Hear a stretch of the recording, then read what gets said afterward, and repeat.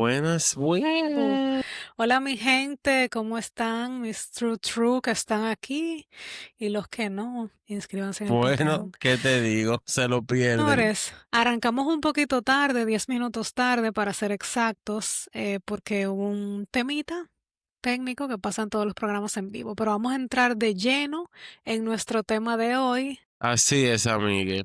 Vamos Cuenta, directamente al grano. así es. Como ya vieron, vamos a hablar hoy de los ataques terroristas del 11 de septiembre del 2001.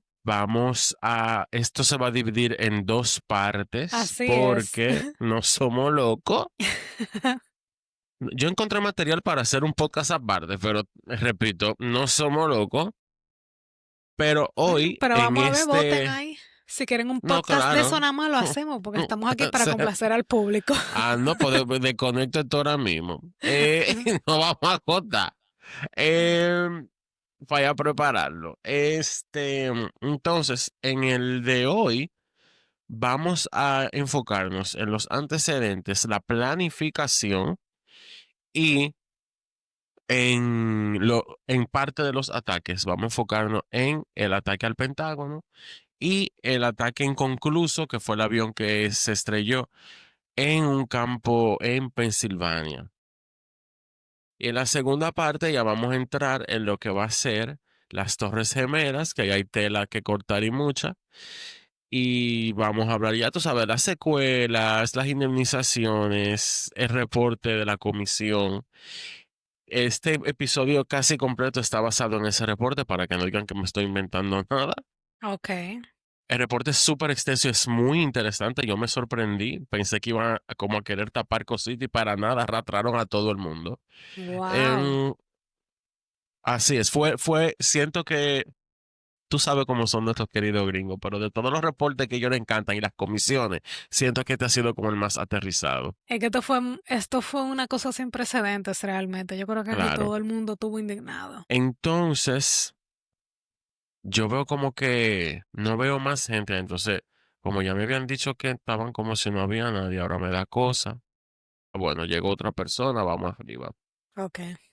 Em, para entender todo esto, obviamente tú sabes que me encanta un retroceso y un viaje en el tiempo, más. Ya Así que, saben, buckle up, ya Buttercup, que saben, vamos, así vamos a es. viajar en el tiempo. Vamos para el 79, Ay, mi madre unos 21, 22 años antes de Cristo. tú sabes, No. de que ocurriera esto, cuando la Unión Soviética invadió Afganistán. Ese conflicto se convierte como en un imán para miles de musulmanes que creyeron estar librando una guerra santa, una jihad o jihad, no sé cómo se pronuncia, contra los invasores. Jihad. Ah, mi Sí. amiga sabe. Tú sabes. Entre ellos estaba un jovencito saudí llamado Osama Bin Laden. Bin Laden, proveniente de una familia millonaria, no solo fue a pelear, él llevó dinero, contactos y llevó una visión junto al clérigo palestino Jordano Dula Assam formó en 1984 una red llamada, eh, Maktab al-Qidamat o MAC, MAK, una especie de oficina de reclutamiento y apoyo para los combatientes árabes en Afganistán. Esto era sin saberlo la semilla de algo mucho más grande. Obviamente, esto terminó convirtiéndose en lo que hoy se conoce como Al-Qaeda. Cuando la guerra terminó, los soviéticos comenzaron su retirada, surgió una pregunta un poco, bueno, obvia pero incómoda. ¿Qué vamos a hacer con todos estos combatientes que habían sobrevivido? Assam y Bin Laden estaban discutiendo el futuro, querían mantener esa fuerza para defender a los musulmanes oprimidos eh, en otras partes del mundo, pero no coincidían en los métodos. Bin Laden quería ir más allá de entrenar a sus hombres en tácticas terroristas. Assam se Tácticas de negó. guerra. Exacto. Ay, bueno, Perdón, no, fuertemente. no me pude contener. Assam se negó,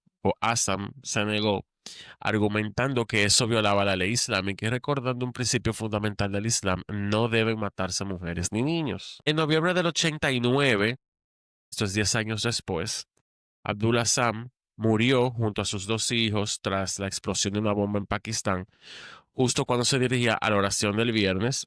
Nunca se supo quién fue el responsable, pero su muerte dejó a Osama Bin Laden libre para tomar el control de MAK, del MAC. Fue el punto, o sea, ya aquí esto fue un punto de no retorno. Ya bajo la influencia del médico egipcio Ayman al-Zawahiri, Bin Laden se volvió más radical, más político, se volvió más violento. Así nació formalmente Al Qaeda, como la base, como decían. Durante la guerra del Golfo del 90, Bin Laden ofreció a la familia real saudí usar a sus combatientes para defender a Arabia Saudita de Saddam Hussein, ese otro, mi amor. Pero su oferta fue rechazada. En su lugar, el reino permitió la entrada de tropas estadounidenses al país. Para Bin Laden eso fue una humillación, una Terrible. profanación, la presencia de infieles en la tierra del profeta Mahoma. Desde ese momento, Estados Unidos se convirtió en su enemigo principal. Y Ya vaya que se saben, vengó. así fue. Exiliado primero en Sudán y luego por presiones saudíes y estadounidenses, trasladado de nuevo a Afganistán en el 96, Osama empezó a construir su ejército global. Ese mismo año emitió su primera fatwa o decreto religioso. Así que se pronuncia eso, fatwa, no Creo sé. que sí, Fadwa. Fatwa, exigiendo la salida del ejército estadounidense de Arabia Saudita. En el 98 publicó otra, junto con el doctor este egipcio al-Zawahiri, declarando una guerra abierta contra Estados Unidos. En ella decía, no tenemos que distinguir entre militares y civiles, todos los estadounidenses son objetivos, ya saben. Vayan cogiendo de ahí. Perdón. Em, Esto era un mensaje de odio justificado bajo una retórica religiosa, lastimosamente. Esto también sucede, hay de todo. No true. Exacto. Citaba Cualquier como parecido a la realidad actual es pura Exacto, coincidencia. exacto. Él citaba como razones las sanciones a Irak, el apoyo a Israel y la presencia de tropas norteamericanas en tierras sagradas. Poco después, el 7 de agosto del 98, dos bombas explotaron casi al mismo tiempo frente a las embajadas de Estados Unidos en Kenia y en Tanzania, matando a más de 200 personas. Fue el primer gran golpe de Al Qaeda en el mundo, al mundo occidental. Bin Laden eligió esa fecha por una razón. Exactamente 8 años antes, ese mismo día, habían llegado las primeras tropas de Estados Unidos a Arabia Saudita, pero mientras el mundo comenzaba a conocer su nombre en las sombras perdón, por detrás, otro hombre ya planeaba algo aún mucho más ambicioso. Ese señor se llamaba Khalid Sheikh Mohammed, un extremista pakistaní, tío del terrorista Ramzi Youssef, autor del atentado contra el World Trade Center en el 93. Desde principios de los 90, ambos habían imaginado un ataque mucho más complejo, el complot Bojinka. Su idea era secuestrar varios aviones comerciales que volaban entre Asia y Estados Unidos, colocarlos como bombas en pleno vuelo e incluso asesinar al Papa Juan Pablo II. Ay, Dios. En 1994, Yusef puso a prueba el plan colocando una bomba en un vuelo de Philippine Airlines. La explosión mató a un pasajero, pero el avión logró aterrizar. Fue un ensayo fallido, pero la idea en verdad no, o sea, su idea no murió con eso. Cuando el plan fue descubierto tras un incendio accidental en el apartamento de Yusef en Manila, la policía halló su computadora con todos los detalles. Yusef fue capturado, pero Khalid Sheikh Mohammed escapó. Años más tarde, en el 96, presentó una nueva versión del plan a Osama Bin Laden, ya que ya estaba en Afganistán, y era el plan original: secuestrar 10 aviones y estrellarlos contra distintos símbolos de poder estadounidenses. Eran el World Trade Center, el Pentágono, el Capitolio, la Casa Blanca, incluso las rascacielos en Los Ángeles y Seattle, y una planta nuclear. Bin Laden consideró el plan demasiado elaborado, pero, bueno, está más decir que no lo descartó Claro. del todo. Lo En el refinó. 90, exacto, en el 98 la CIA advirtió al presidente Bill Clinton que Al Qaeda estaba entrenando personal para secuestrar aviones y preparar ataques en suelo estadounidense. Miren desde cuándo ya eh, se sabía que ¿Y qué venía hizo algo. Clinton? Dime. Lo, que- lo mismo que hizo el que siguió y el otro y el otro y el otro. Y adelante y adelante y adelante. Nada. Finales de ese mismo año, Bin Laden finalmente dio luz verde al plan de Khalid Sheikh Mohammed, pero con una versión más simple. El objetivo era claro, usar aviones comerciales como armas. Entre el 99 y el 2000, los preparativos comenzaron a tomar forma. Osama Bin Laden, Mohammed y el comandante militar de Al Qaeda, Mohammed Atef, se reunieron varias veces en Kandahar para definir los detalles. Bin Laden seleccionó personalmente a varios de los futuros secuestradores, entre ellos dos saudíes, Nawaf al-Hazmi y Khalid al-Min, podían obtener fácilmente visa para los Estados Unidos. Los otros dos yemeníes elegidos, sin embargo, fueron reasignados a otras misiones, pero no lograron los permisos de entrada. Poco después, un grupo de jóvenes musulmanes radicalizados en Alemania se sumaron al plan. Bueno, se sumó al plan el grupo, mejor dicho. Eran conocidos como la célula de Hamburgo, liderada por Mohamed Atta, un estudiante de urbanismo nacido en Egipto, junto con Marwan al-Sheikh, Zayed Harra y Ramzi bin al-Shibr. Todos compartían una vida aparentemente muy normal en Alemania, pero su ideología se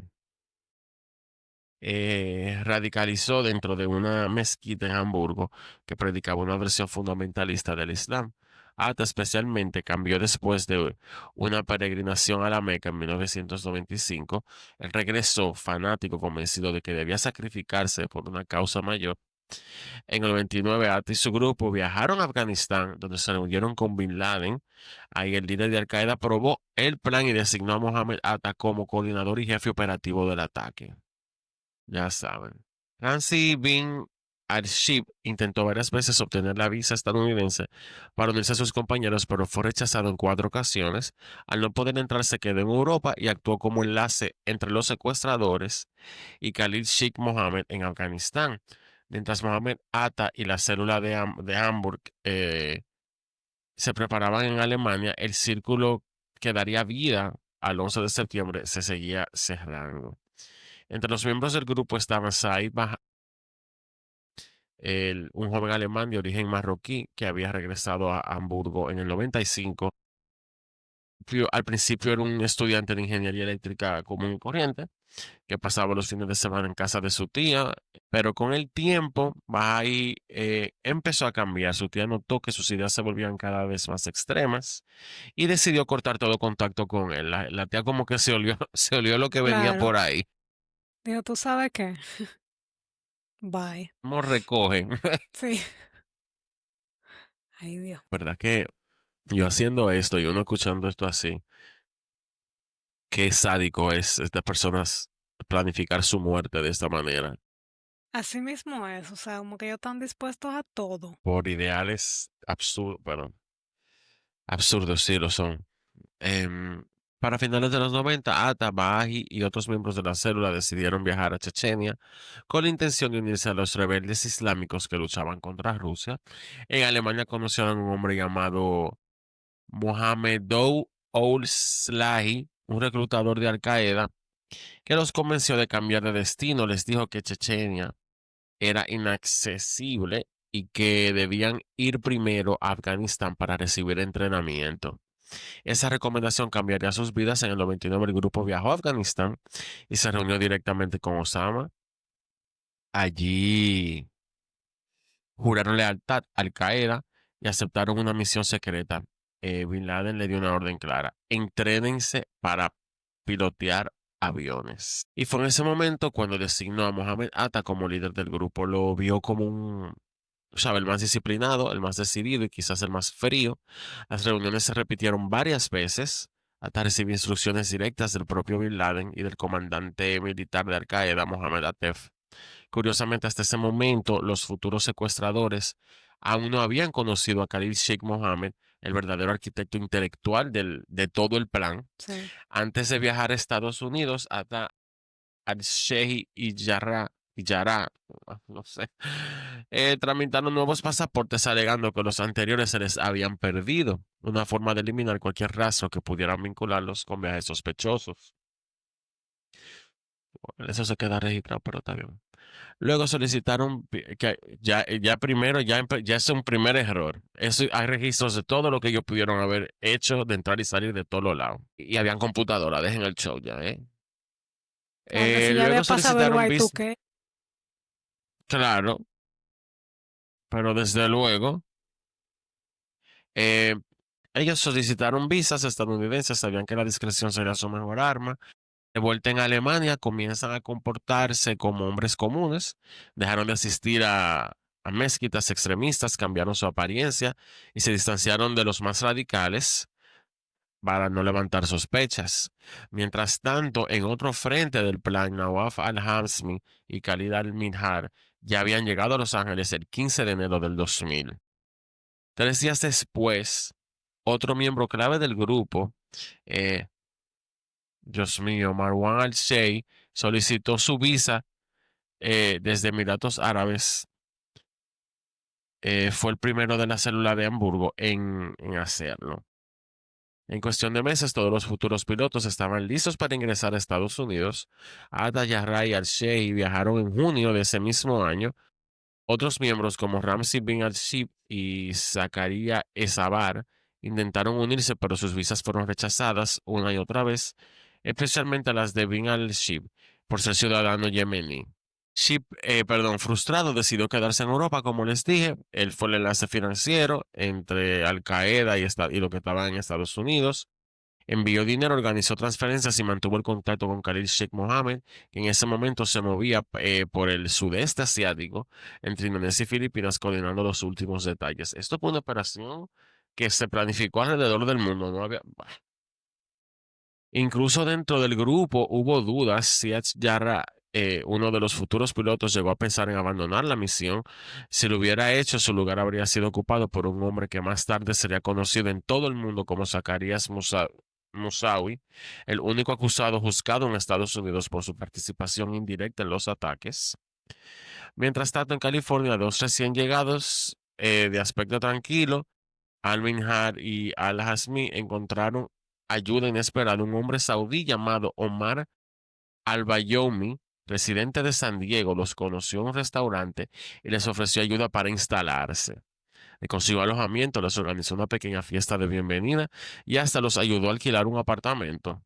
Dijo y que estaban eso. allí para aprender inglés, pero en realidad querían aprender también a volar aviones. Con dinero que, según se supo después, provenía de transferencias desde Arabia Saudita.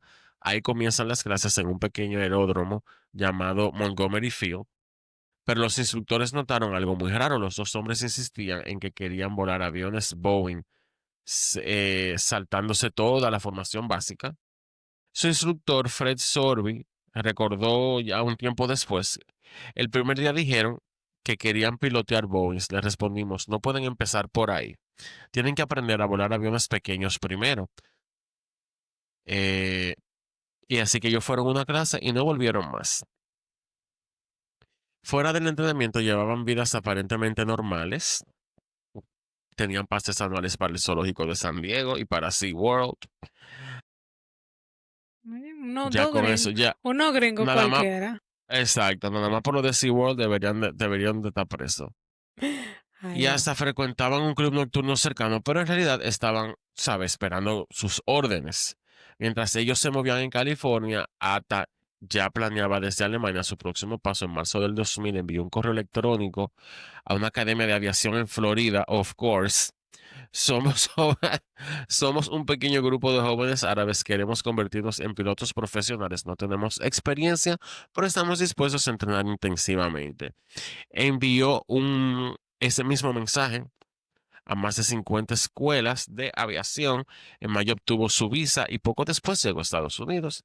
Yo te estoy diciendo. Atal Shea y Yarra se establecieron en Florida, donde visitaron Hoffman Aviation en la ciudad de Venice. que venían de otra escuela, pero que no estaban satisfechos con la enseñanza. Para diciembre, Atta y Al-Sheikh ya habían completado su entrenamiento. Atta recibió su licencia de piloto el 21 de diciembre del 2000. Nara lo haría poco después, en enero del 2001. Para el verano del 2001, el plan estaba casi listo. 3 semanas antes de los ataques se definieron los objetivos y los nombres claves.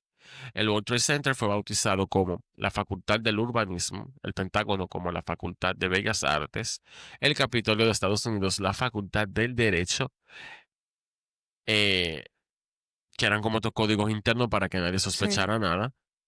El financiamiento del plan sigue siendo un misterio. La comisión del 9/11 estimó que la operación costó entre 400 y $500,000 y que no existen pruebas directas de apoyo de ningún gobierno extranjero. Sin embargo, múltiples Sepan dónde. investigaciones, exacto, rastrearon transferencias desde Pakistán, incluyendo una de $100,000 enviada al propio Mohammed Atta por un hombre llamado Ahmed Omar Saed Sheikh, alias Mustafa Ahmad. Ese dinero, según la investigación, fue distribuido entre los conspiradores en Florida para cubrir los gastos finales de la operación. Semanas después, el jefe de inteligencia pakistaní, el general Mohammed Ahmed, renunció misteriosamente a su cargo. Algunos informes apuntaron que él mismo había ordenado esa transferencia. Mientras tanto, el gobierno de los Estados Unidos estaba negociando con Pakistán su apoyo a la inminente guerra contra el terror. ¡Qué descaro! Poco a poco las piezas se empiezan a alinear, el dinero estaba fluyendo, los hombres estaban entrenados, los objetivos definidos y los aviones listos para despegar. Nadie en Estados Unidos ni en ninguna parte del mundo se imaginaba que en cuestión de días esos jóvenes, bueno, cometieron uno de los crímenes, tragedia más grandes de la historia moderna. Así es. Es muy fuerte todo esto. Amiga, ¿te acuerdas de ese día cuando tú te levantaste y te enteraste? Yo me acuerdo de ese día. ¿Dónde yo estaba? En la universidad, Bueno, empezando. sí, empezando la universidad, pero yo no me acuerdo si yo, porque fue en la mañana. Yo no me acuerdo Ujú. si o sea, yo no estaba en la universidad todavía. Yo no entraba a esa hora todavía. Pero me acuerdo, sí, de verlo. Muy Me fuerte acuerdo de que todo. hubo un show en mi universidad, porque, Sí, sí, porque tú sabes que yo estudié en la universidad donde había muchos extranjeros en ese sí, momento, de recuerdo, diferentes nacionalidades. Recuerdo que recuerdo. hasta se cancelaron las clases en un momento. No creo que a mí me tocó cancelación, ¿no? Pero me acuerdo de sí, yo ahí haciéndome mi cocote. Pero me acuerdo de eso, de que fue como una cosa bien fuerte por el tema de que había muchos extranjeros y se temía que hubiese algún tipo de represalias de la gente, Claro. em, pero sí. Yo me acuerdo, como yo no empecé de una vez la universidad, la empecé en enero por linda y por que me encantan las matemáticas. em, sí me acuerdo que me desperté, eh, papi como con la televisión de su habitación y hablando por teléfono y que está pasando esto y que estoy oyendo que él está diciendo que trajeron un avión en una de las Torres Gemelas y yo como que eso yo no fue lo que yo oí, no fue eso imposible. ¿Cómo va a ser? Pues yo me levanto, me cepillo, todo y todo, prendo la televisión, pongo la noticia y ahí venía mi amor el otro avión. Ahí Ay, mismo, y yo, ahí me ¿cómo? siento. Pues tú lo viste en vivo. Y papi me dice como que sí, tú no estás viendo, que yo te vi, yo estaba ahí. Y yo, ¿cómo? Y Ay, después, Dios sí, trajeron santo. uno en el Pentágono, que sé cuánto. Y yo, de verdad que recuerdo, me acuerdo muy bien de la sensación que me dio de inseguridad y de vulnerabilidad. En verdad, como que sentí mierda. En verdad estamos todos desamparados y jodidos aquí. O sea, la Yo gente puede no, hacer aparentemente lo que quiera. A mí, no sé, yo ¿sabes? no analicé tan profundamente, ¿no? Yo me quedé como que, ¿sabes? Me tiré todo el proceso de verlas quemar, me recuerdo ver la gente caer en vivo por Tirándose ahí, horrible. tirándose y de verdad que el que no lo vio, el que no estaba ahí, el que no quizá en ese momento lo vivió como lo vio uno, que lo vio mientras pasaba, de verdad que no, mm, Es increíble. O sea, todavía es como que, loco, agarraron 4 Como aviones y que lo eso pasó de estrellaron. verdad. These people are lunatics. Sí, así mismo es. Pero vamos entonces, terminamos el comentario. Vamos ahora You're a hablar welcome. del día. Exacto. Vamos a hablar del día de los ataques. Ya. Como les dije, solamente vamos a cubrir dos hoy y la semana que viene el resto. Claro, Em, Vamos a ir dentro de los vuelos, vamos a, de acuerdo a todo lo que se encontró en sus cajas negras, etcétera. En Boston, allá por donde vive mi amiga, aquí presente, el vuelo American 11 y el United 175 a Tomari embarcaron en un vuelo de las 6 de la mañana desde Portland hacia el Aeropuerto Internacional de Logan de Boston. A registrarse para su vuelo a Boston, ATA fue seleccionado por un sistema computarizado de preselección conocido como CAPS, creado para identificar pasajeros que debían ser objetivo de medidas de seguridad especiales. Oye, cómo empezó y aún así, y aún así ese hombre se subió en el avión. Según las normas de seguridad vigentes en ese año, la única consecuencia de la selección de ATA por CAPS fue que sus maletas facturadas quedaron fuera del avión hasta confirmar que él había abordado la aeronave. Esto no afectó los planes de ATA. ATA y Omari llegaron a Boston a las 6:45. 7 minutos después, ATA aparentemente recibió una llamada de Marwan al-Shei, un colega de larga data que se encontraba en otra terminal de Logan. Hablaron durante 3 minutos y fue su última conversación. Entre las 6:45 y las 7:40, Ata y Omari, junto con Satam Shukami, Wael al-Sheri y Walid al-Sheri, facturaron ok. y abordaron el vuelo American Airlines 11 con destino a Los Ángeles. Recuerdo muy bien que ese día eran los segundos Latin Grammy, me acuerdo. Y se rumoró que había gente que iba para allá en esos aviones, precisamente, porque era ese día en la noche. Eh, el vuelo tenía previsto salir a las 7:45 en otra terminal de Logan, Shea, acompañado por Faye Banihama, por Mohand Al-Sheri, por Ahmed Al-Ghamdi y Hassam Al-Ghamdi facturaron para el vuelo United 175. También con destino a Los Ángeles. Algunos de los colegas de Shea claramente no estaban acostumbrados a viajar, según la agente de United, tuvieron dificultades para entender las preguntas estándar de seguridad y ella tuvo que repetir las espacios a obtener las respuestas rutinarias y tranquilizadoras. Su vuelo tenía programada la salida a las 8. Los puntos de control de seguridad por los que los pasajeros, incluyendo Ata y sus compañeros, accedieron a la puerta del American 11 eran operados por Globe Security bajo contrato con American Airlines. En otra terminal, el único punto de control por el que pasaban los pasajeros del United 175 estaba controlado por United Airlines, que había contratado, a Huntley USA para realizar el registro. Al pasar por estos puntos de control, cada uno de los secuestradores habría sido revisado por un detector de metales peatonal calibrado para detectar objetos con al menos el contenido metálico de una pistola calibre 22 que aparentemente no servía porque Gracias. eh, no entendí. Cualquiera que activara ese detector habría sido inspeccionado con una varita manual, un procedimiento que requiere que la gente detecte el objeto o los objetos metálicos que provocaron la alarma. Repito, aparentemente ninguno de esos aparatos funcionaba. Yo no entiendo, porque ahora tienen 200.000 criterios para hacerte el screen, pero todo eso existía antes. Simplemente que Sí, ellos no lo hacían. no lo hacían. Gracias. ¿Cuánto? Eso es lo que yo digo, todo eso existió siempre. Claro. Nada más tienen que esperar que pase algo para poner caso. Bueno, además, una máquina de rayos X habría inspeccionado las pertenencias de mano de ellos. El control se hacía para identificar y confiscar armas y otros objetos prohibidos en vuelos comerciales. Ese que no sirvió tampoco a la máquina. Ninguno de los supervisores de los puntos de control recordó a los secuestradores ni reportó nada sospechoso respecto a los registros.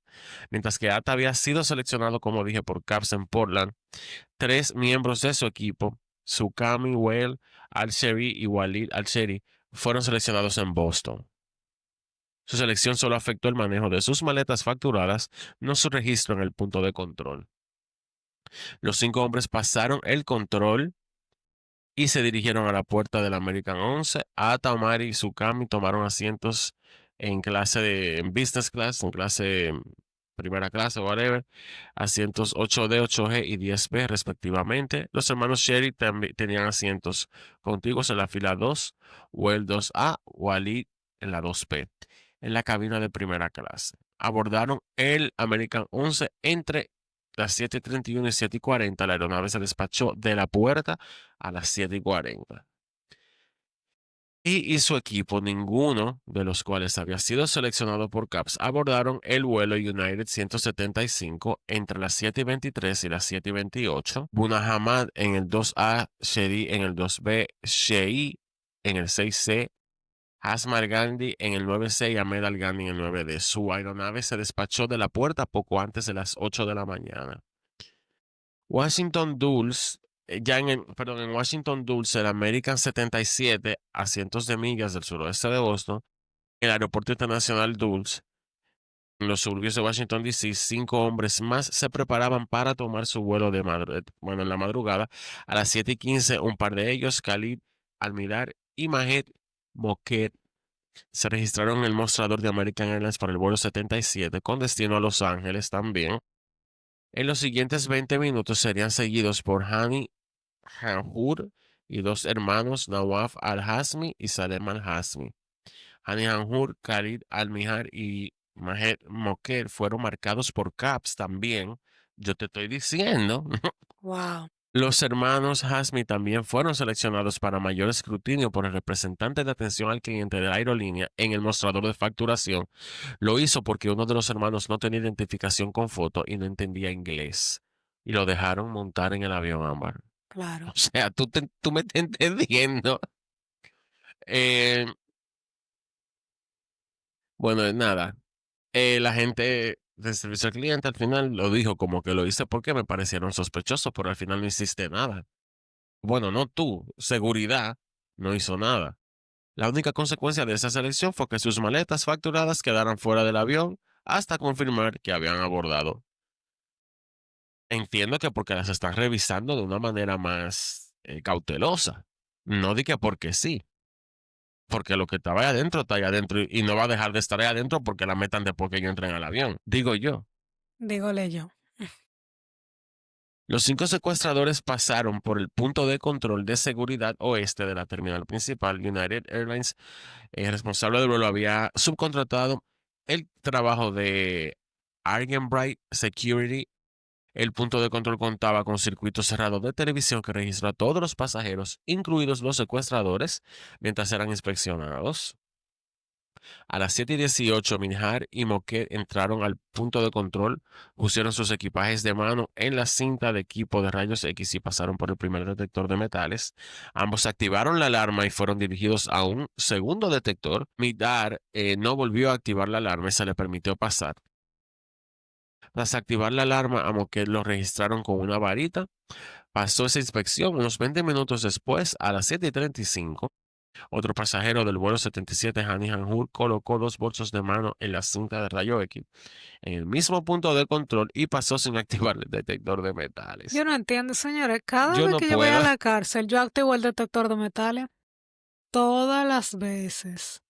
Y Y estos tigres siempre no le son activó los nada. zapatos, los brasiles, siempre algo como un disparate. Y estos tigres con todas sus armas y nada, y eso no se activó. Con bombas. Yo no me explico. No dice Salen nada el informe súper. sobre eso. eh, el re- sí, el reporte es súper, súper extenso. Lo que pasa es que si me voy No, en esta. claro. Pero al final, o Ay, sea, sí. cuando yo hable de las conclusiones, en el próximo episodio que voy a decir puntualmente como las conclusiones sin Sí. como rebuscarlo mucho, Sin mucho va por ahí la palabreo. cosa. O sea, exacto. Las conclusiones tienen mucho que ver con todo este proceso de ineptitud, este despliegue de ineptitud en los Claro. aeropuertos. eh, y demás personas también. Et al. Em, Exacto. Salm superó el detector y se le permitió pasar. Nawaf activó las alarmas tanto del primer como del segundo detector y luego fue revisado con la varita antes de ser autorizado. Yo quiero saber qué varita era esa. ¿Por qué no puede ser? Y no fue la de Aramis Además, Camilo. no, O a lo mejor fue la de Bárbara, Aramis Camilo. diablo. ¿Viste? Ey, Se ese me cayó la merengue, cédula. Ping, ping. merengue bueno ese. Ay, sí. Además, su bolso cruzado fue analizado con un detector de trenzas de explosivos y luego aprobado. Ambas lo aprobaron. Las grabaciones de video indican que llevaba un objeto no identificado en el bolsillo trasero sujeto al borde del bolsillo y nadie dijo absolutamente nada. No. Cuando la Wow. oficina local de seguridad Señores, y de a uno le aviación abren civil, hasta un dulce de leche en mi la... amor, de repente le Ay, yo abran no el puedo. culo a Digo, uno. yo sé que estamos hablando ya después de que esto pasó, pero es que Claro. de verdad. Cuando la Oficina Local de Seguridad de Aviación Civil de la FAA investigó después estas operaciones de control, los agentes dijeron no recordar nada fuera del ordinario. Cojan ahí. Y qué van a decir? Exacto. Dime que No ellos vieron, pudieron. no van a decir eso. Sí, exacto, exacto. Ay, yo vi la bomba, pero en verdad yo tenía sueño, no estaba por joder Sí, mucho. o sea, no me pagan lo Exacto, suficiente. That's above my pay grade. exacto. That's above my figure, which is not entirely Could be, no, false. no, o sea, yo lo entiendo, pero No tengo que no van bregar a con decir bomba eso. aquí. Eh, no pudieron recordar que alguno de los pasajeros que revisaron había sido seleccionado por CAPS. Se pidió a un experto en control de seguridad que revisara las filmaciones de todo el asunto, el cateo con la varita, la cosa, y consideró que la calidad de trabajo del inspector fue marginal en el mejor de los casos. DH. El inspector debería haber resuelto qué provocó la alarma en los casos de Moquett y Hassin, y quedó muy claro en las grabaciones que no lo hizo. A las 7:15, Mahed Moquett y Khalil Al-Mihar abordaron el vuelo y se sentaron en 12A y 12B en clase turista. Hani Hanjur, asignado a la 101B en primera clase, abordó poco después. Los hermanos Hasmi, sentados 5E y 5F, se unieron a Hanjur en la cabina de primera clase. En Newark, el vuelo United 93 entre las 7:03 y las 7:39, Saed Al-Gambi, Ahmed Al-Nami, Ahmad Al-Hasnawi y Said Harra se registraron en el mostrador de United Airlines para el vuelo 93 con destino a Los Ángeles también. Dos facturaron maletas, dos no. Hasnawi fue seleccionado por CAPS. Here we go again. Su maleta facturada fue analizada en busca de explosivos, luego cargada al avión. Los cuatro pasaron por el punto de control de seguridad, propiedad de United y operado por contrato por Argenbright Security también. Como en los controles de Boston, carecía de circuito cerrado de televisión, por lo que no existe evidencia documental que indique cuándo exactamente pasaron por el control. Yo no sé cómo no tienen cámaras, no tenían cámaras en un aeropuerto en el 2001. Yo no entiendo. El af- Eso es para mí, o sea, una locura total. Wow. Em, wow, indeed. No existe, como dije, documentación de nada de esto, que pudieron haberse, o sea, que pudo haber activado estas alarmas, qué procedimientos de seguridad se administraron, o sea, qué protocolos se pusieron en práctica, no se puede No se determinar. sabe, nadie Porque sabe como nada. los empleados van a decir lo que les dé su maldita gana para que no lo metan preso. Preso no, Wow. pero tú sabes. La FAA entrevistó a los agentes más tarde, ninguno recordó nada inusual Of o course. sospechoso. Los cuatro hombres abordaron el avión entre las 7:39 y las 7:48. Los cuatro tenían asientos en primera clase. Su avión no tenía sección de primera clase. Pero Javier, no sí te... tenía de primera clase. Lo que no tenía era business class, porque Oh, aparentemente es diferente. oh. Yara De verdad, estaba en como yo 1B. viajo en coach. Yo viajé primera clase una sola vez. And it was fabulous, I gotta say. It was fabulous. Yo no sabría decirte en realidad. Vamos a tener que hacer eso. Aquí dije, Cuando oh, seamos pero ricos y famosos. así es, te lo mereces, no lo merecemos. Yara estaba en el 1B, el más cercano a la cabina. Nami en 3C, Gamdin 3D y Hasnavi Ay, Space. Dios Los mío. 19 hombres están a bordo de todos sus aviones transcontinentales. Planeaban secuestrar esos aviones y convertirlos en grandes misiles guiados, cargados hasta con 11.400 galones de combustible de aviación. Para las 8 a.m. de la mañana del martes 11 de septiembre del 2001, habían superado todas las capas de seguridad, como ya les conté, em, porque aparentemente los equipos no funcionaban. No entendí. En el American Airlines número 77, tenía la salida programada de Washington Dulles a Los Ángeles a las 8:10. La aeronave era una Boeing 757 piloteado por el capitán Charles F. Burlingame y el primer oficial David Charbois. Iban con 4 auxiliares de vuelo. El 11 de septiembre el vuelo transportaba 58 pasajeros. El American 77 se despachó de la puerta a las 8:09 y despegó a las 8:20. A las 8:46 alcanzó su altitud de crucero asignada de 35.000 pies. Habría comenzado el servicio de cabina a las 8:51. El American 77 transmitió su última comunicación rutinaria por radio. El secuestro comenzó a las 8:50. Bueno, entre las 8:51 y las 8:54. Como en los vuelos anteriores, los secuestradores usaron cuchillos reportados, reportados por un pasajero y movieron a todos los pasajeros y posiblemente a la tripulación hacia la parte trasera de la aeronave, reportado por un auxiliar y un pasajero. A diferencia de los vuelos anteriores, los secuestradores del 77 fueron reportados por un pasajero como portando cortadores de cajas. Finalmente, un pasajero reportó que se había hecho un anuncio por parte del piloto de que el vuelo estaba secuestrado. Ninguno de los... Yo me cago en mí mismo. Ya Dios entreguen mío. esto.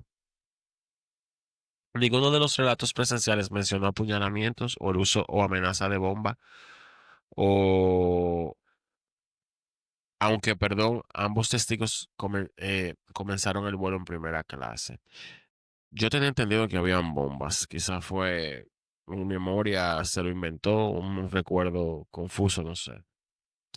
A las 8:54 la aeronave se desvió de su curso asignado, girando hacia el sur. 2 minutos después se apagó el transpondedor y se perdió incluso el contacto por radar primario. El Centro de Control de Tráfico Aéreo de Indianápolis intentó repetidamente sin éxito contactar el avión. Los despachadores de American Airlines también lo intentaron sin éxito. A las 9, Gerard Arpey, vicepresidente ejecutivo de American Airlines, supo que se había perdido comunicación con el American 77. Enseguida el segundo avión de American en problemas ordenó que todos los vuelos de American en el noreste que no hubieran despegado permanecieran en tierra, por lo menos alguien ecuánime. Poco antes de las 9:10, sospechando que el vuelo 77 había sido secuestrado, la sede de American concluyó que el segundo avión que impactó el World Trade Center podría haber sido el vuelo 77. Tras enterarse de que United había perdido un avión, American extendió la detención de vuelos a nivel nacional. A las 9:12, René May llamó a su madre Nancy May en Las Vegas, dijo que su vuelo estaba siendo secuestrado por 6 individuos que los habían movido a la parte trasera del avión, pidió a su mamá que alertara a American Airlines. Nancy May y su esposo lo hicieron de inmediato. En algún momento entre las 9:16 y las 9:26, Barbara Olson llamó a su esposo Ted Olson, fiscal general adjunto de los Estados Unidos. Reportó que el vuelo había sido secuestrado y que los secuestradores tenían cuchillos y cortadores de cajas. Indicó que los secuestradores no sabían de su llamada y que habían puesto todo el mundo en la parte trasera. Cerca de un minuto en la conversación, la llamada se cortó. El fiscal general adjunto intentó sin éxito contactar al fiscal general John Ashcroft. Poco después, Barbara Olson volvió a comunicarse con su marido y informó que el piloto había anunciado que el vuelo estaba secuestrado y le preguntó qué debía decir al capitán. Ted Olson solicitó su ubicación y ella respondió que la aeronave volaba sobre casas. Otro pasajero dijo que se dirigían al noreste. El fiscal informó a su esposa de los dos secuestros eh, y choques anteriores. Ya a este punto ya estaba pasando, bueno, que todo fue al mismo tiempo. Bárbara no mostró pánico ni indicios de estar al tanto del inminente choque. En ese momento la segunda llamada fue cortada. A las 9:29, el piloto automático de América 77 se desconectó. La aeronave estaba aproximadamente solo a 7.000 pies y a 38 millas al noreste del Pentágono. A las 9:32, los controladores del terminal Radar Approach Control de Dulles observaron un objetivo primario en radar moviéndose hacia él este, de alta velocidad. Más tarde se determinó que era el vuelo 77. A las 9:34, el aeropuerto Ronald Reagan de Washington National advirtió al servicio secreto sobre una aeronave desconocida que se dirigía hacia la Casa Blanca. El América 77 se encontraba entonces a 5 millas al oeste sureste del Pentágono y comenzó un giro de 330 grados. Al final del giro estaba descendiendo a 2.200 pies, apuntando hacia el Pentágono y el centro de Washington. El secuestrador al mando, entonces, aumentó la potencia de los motores al máximo y se lanzó en picada contra el Pentágono a las 9:37 minutos con 46 segundos. El American Airlines vuelo 77 se estrelló contra el Pentágono a aproximadamente 530 millas por hora. Ay, Virgen de la Altagracia. Todos a bordo, así como sus numerosos civiles y personal militar que estaban en sus labores diarias, fallecieron. Al mismo tiempo, va la batalla en el vuelo United 93. A las 8:42, el United 93 despegó de Newark Liberty International Airport con destino a San Francisco. Pero no era de que para Los Ángeles que iban. Qué Bueno, sé yo, sabrá Dios lo que yo escribí. El avión era piloteado por el capitán Jason Dahl y el primer oficial Leroy Homer y contaba con 5 auxiliares en el vuelo. 37 pasajeros, incluidos los secuestradores, abordaron el vuelo. El Boeing 757 debía haber salido de la puerta a las 8, pero su despegue se retrasó por el habitual tráfico matutino del aeropuerto.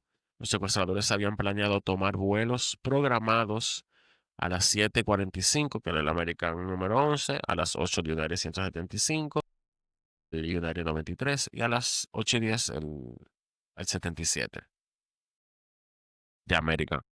De los vuelos habían despegado en realidad con solo 10 a 15 minutos de diferencia de sus horarios y United 93 normalmente había despegado unos 15 minutos después de dejar la puerta. Cuando abandonó el suelo a las 8:42, el vuelo llevaba más de 25 minutos de retraso.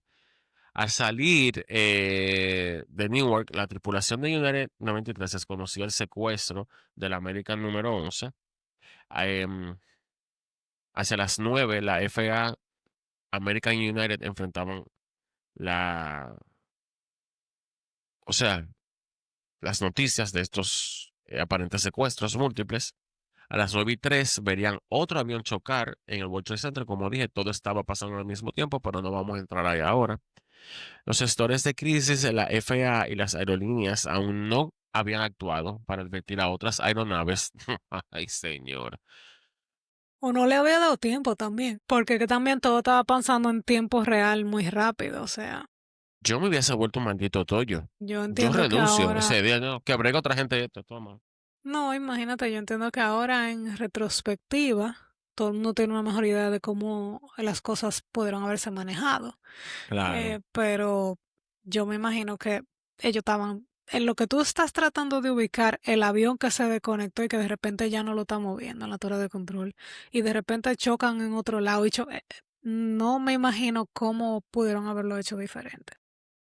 Yo, Esas ¿sabes? personas, no estoy hablando de las personas que ni siquiera pudieron con la varita Exacto, gracias. eh, eh, eh, tomar la alarma de los cuchillos. Exacto. Estamos hablando de la gente en la torre de control, que los pobres no me quiero ni Exacto. imaginar Dígame qué cómo hacemos, la torre de pasaron. control.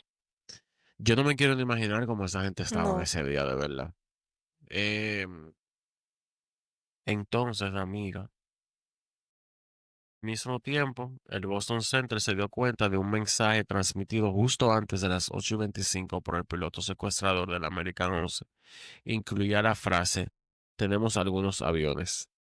Nadie en la FAA ni las aerolíneas ese día habían tratado con secuestros múltiples. Un complot de esta magnitud nunca se había llevado a cabo en más de 30 años en ninguna parte del mundo y nunca en los Estados Unidos, obviamente.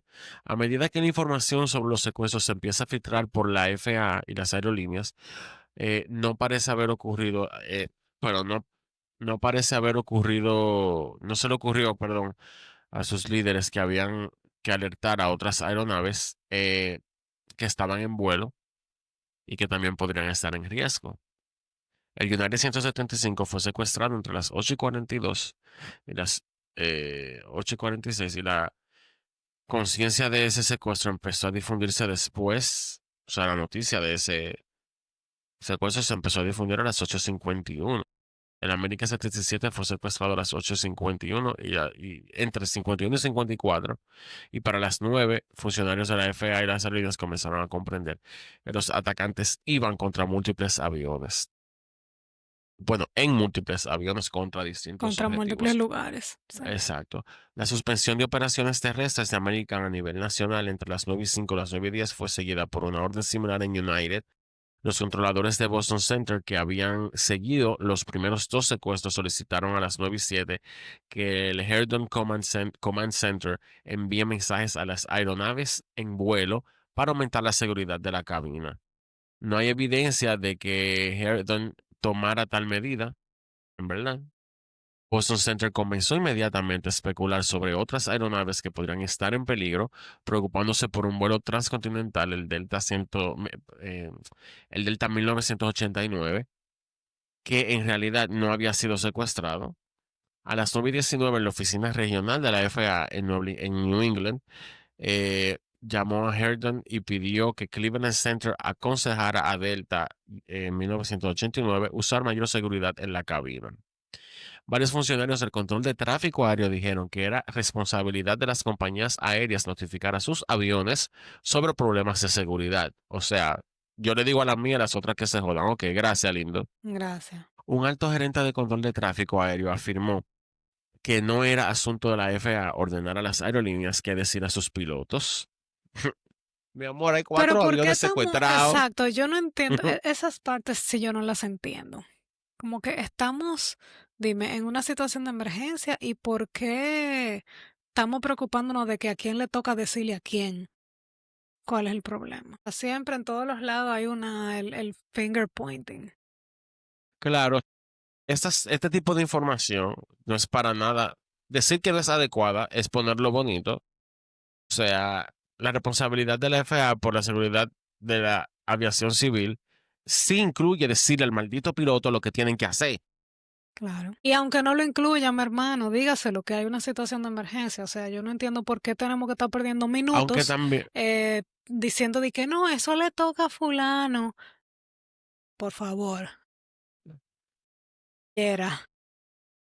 hay un sinnúmero de informes contradictorios, en su mayoría erróneos, sobre otros vuelos, además de la falta continua de información vital de la FAA sobre los vuelos secuestrados. No se encontró evidencia de que American Airlines, perdón, de que American Airlines enviara advertencias a sus cabinas esa mañana. La primera acción decisiva de United para notificar a sus aviones en vuelo que tomaran medidas defensivas no llegó hasta las 9:19, cuando un despachador de United, Ed Ballinger, tomó la iniciativa de empezar a transmitir advertencias a sus 16 vuelos transcontinentales. Él decía, Beware of any cockpit intrusion y see hit World Trade Center. Ese fue como lo que él mandó. Uno de los vuelos que recibió la advertencia fue el United 93, el que estamos hablando. Como Ballinger aún era responsable de sus otros vuelos, además del vuelo 175, su mensaje de advertencia no fue transmitido al vuelo 93 hasta las 9:23. Ya tú sabes.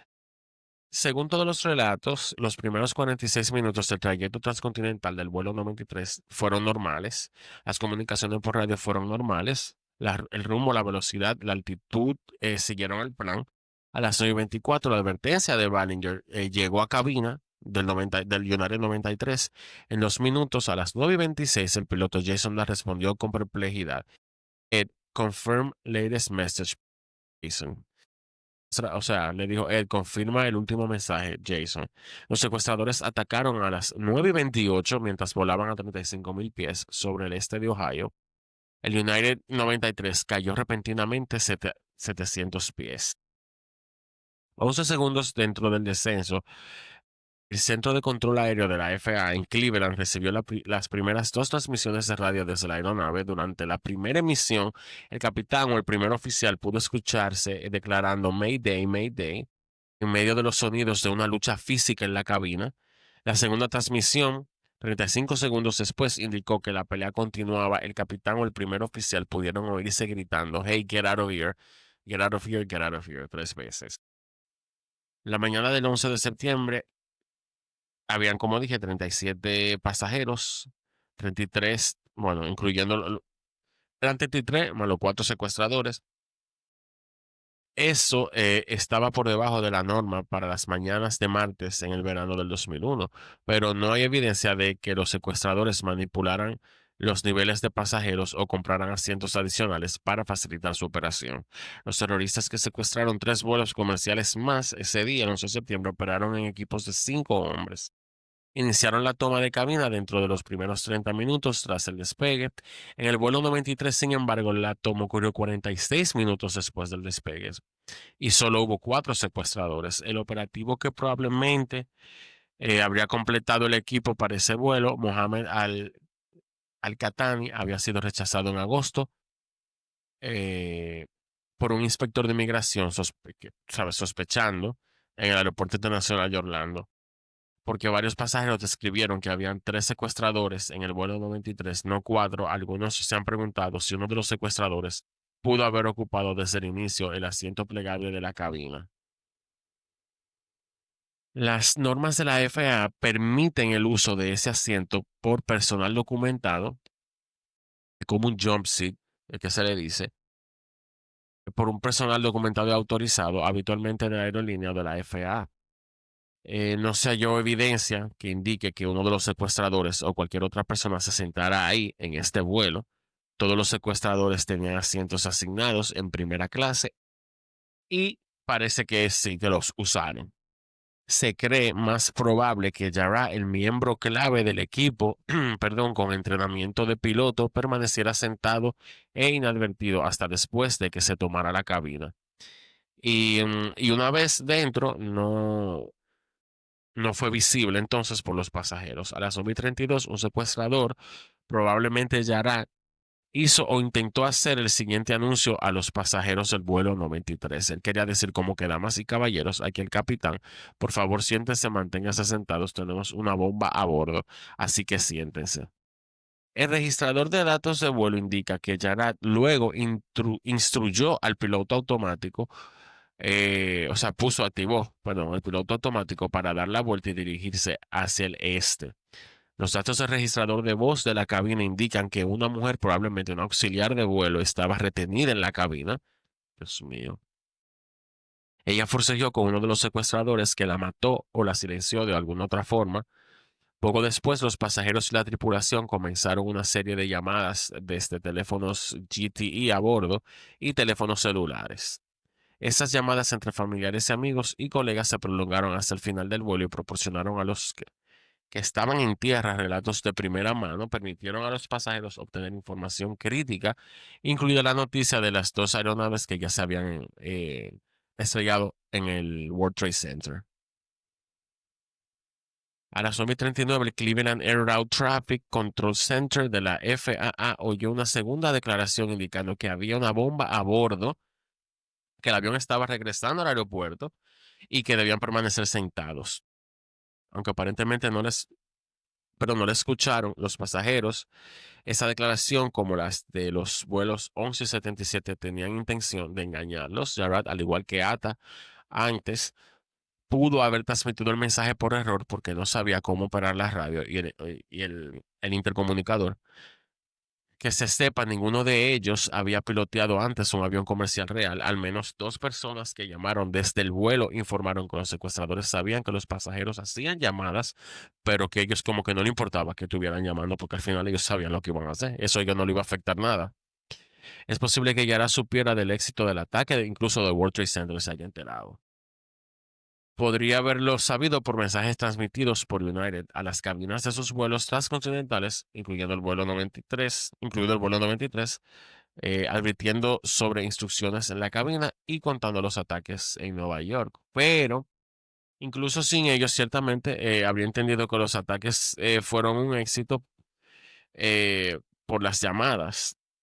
Si Yara supo que los pasajeros hacían llamadas, quizás no se dio cuenta de que esto les permitía saber eh, lo ocurrido. No, bueno, obviamente hay mucha confusión porque no hay nadie vivo que pueda contar exactamente cómo fue. Claro, Todo esto es con ¿sabes? Los registradores que después se rescatan.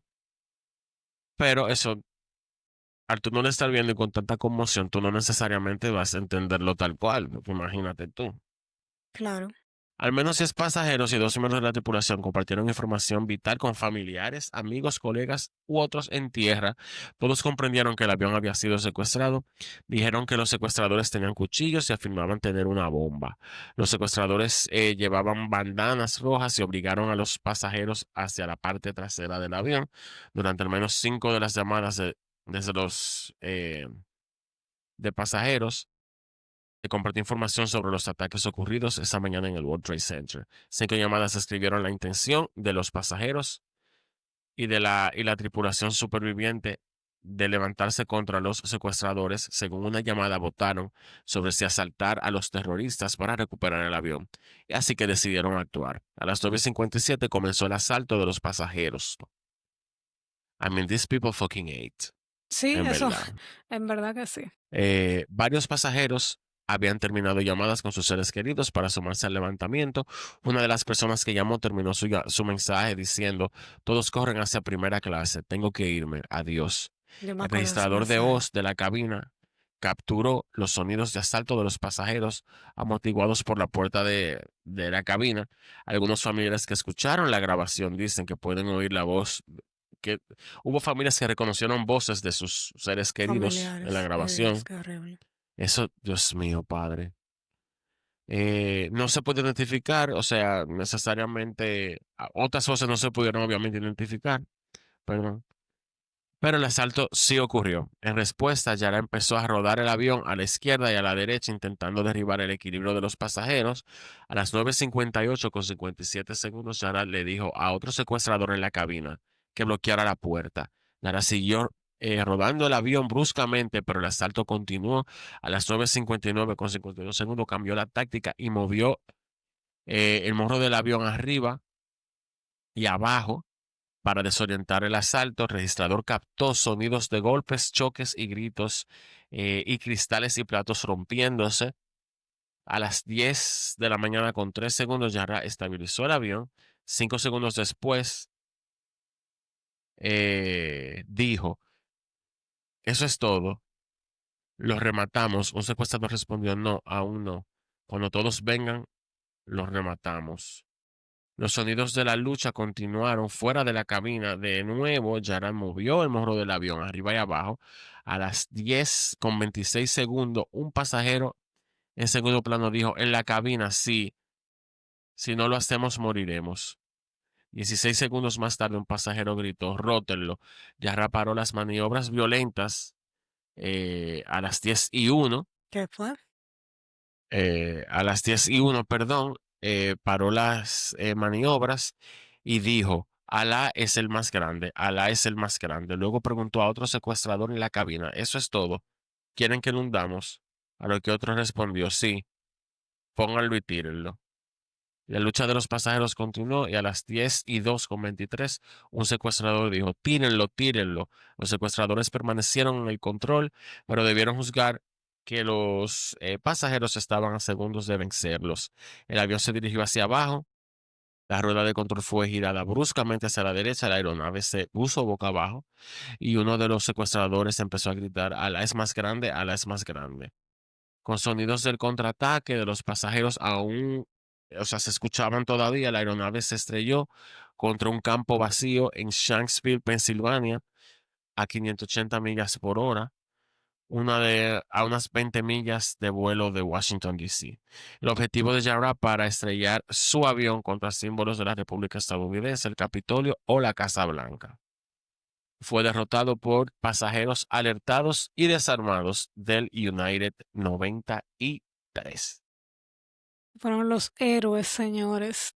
Esos fueron héroes. Evitaron una tragedia Héroes. mucho más Sabrá grande Dios todavía. cuántas vidas salvaron. ¿Tú te imaginas que eso lo hubiesen estallado en la Casa Blanca?